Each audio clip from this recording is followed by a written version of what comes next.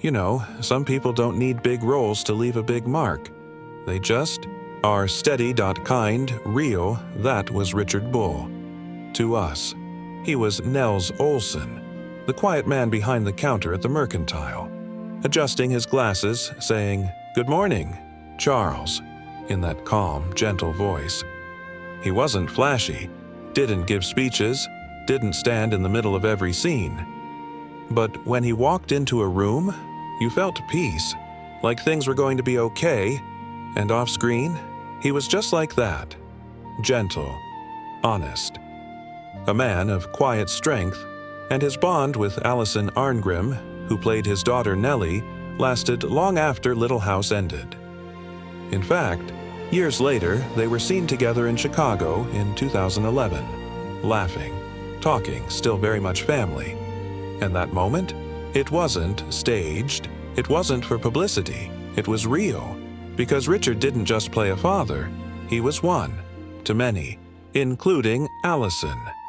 And today, I want to tell you his story. Not as a biography, but as a tribute to a man who found acting by accident, who served his country in silence, and who loved one woman so deeply, he never got over her, even after she was gone. Let's start at the beginning. I never really thought about becoming an actor. That's what Richard once said, and it's true. He didn't grow up dreaming of Hollywood. No childhood plays, no backyard performances. In high school, he thought he'd be a musician. That was his passion. But life has a way of redirecting us. One day, a friend suggested he try acting, just for fun. So they both signed up for classes at the Goodman Theater School in Chicago. But after 2 weeks, his friend quit, left him behind, and Richard, he stayed. Because something happened. He fell in love. Not with fame, not with applause, but with the work.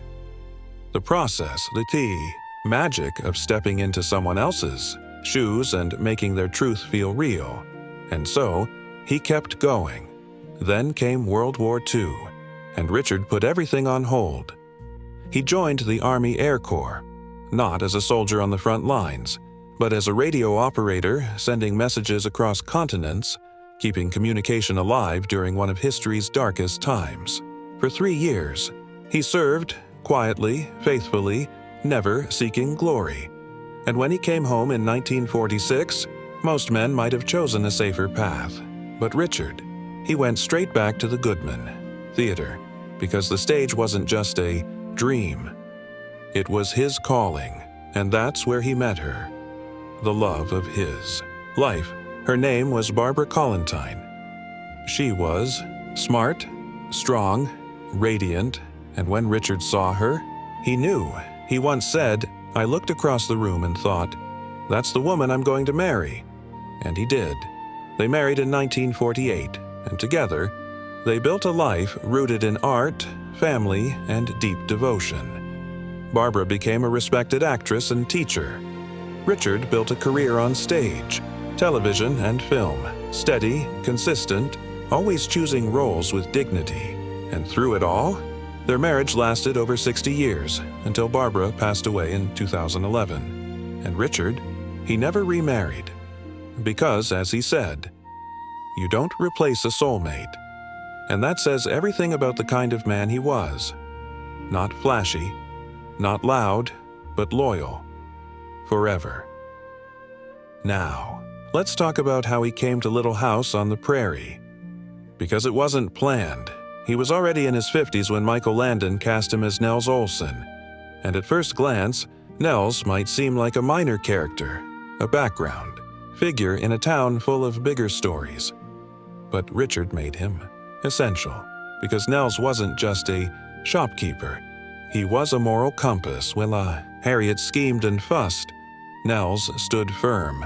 He believed in fairness, in honesty, in treating everyone the same, whether rich or poor, liked or not, and he did it without preaching, without drama, just presence. Watch any scene where Nels steps in between Harriet and someone she's mistreating. He doesn't yell, he doesn't argue, he just steps in. Calm, firm, and says, "Now, Harriet," in that gentle, patient voice, and you believe him, because Richard was that man, in real life. And that's why Nels felt so real, because it wasn't acting, it was being. Now, let's talk about his relationship with Alison Arngrim, because this is one of the most beautiful parts of his legacy. When Alison joined the show at just 12 years old, she was nervous, new, carrying a big role, playing the hated Nels Oleson. And Richard, he became her protector, not because he had to, but because that's who he was. Alison has spoken about him with tears in her eyes. "Richard was my safe place on set. When Harriet yelled, he'd look at me with kindness. When I was scared, he'd say, 'You're doing fine, sweetheart.'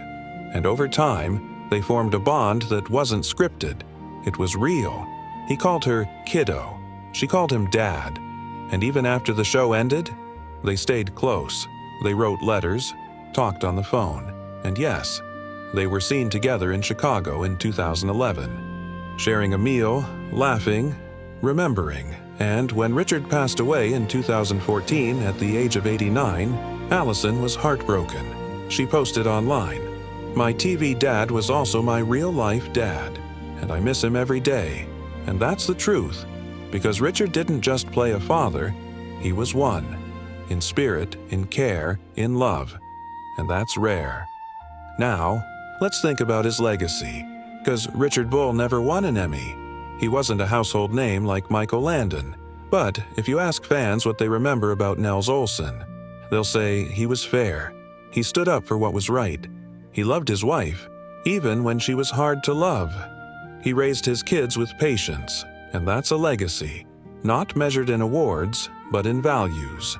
And in a world that often rewards noise, Richard was proof that quiet strength matters, that integrity lasts longer than fame, that kindness, consistency, and love, quietly given, can change lives. And they did. They changed Alison's, they changed the cast's, they changed ours.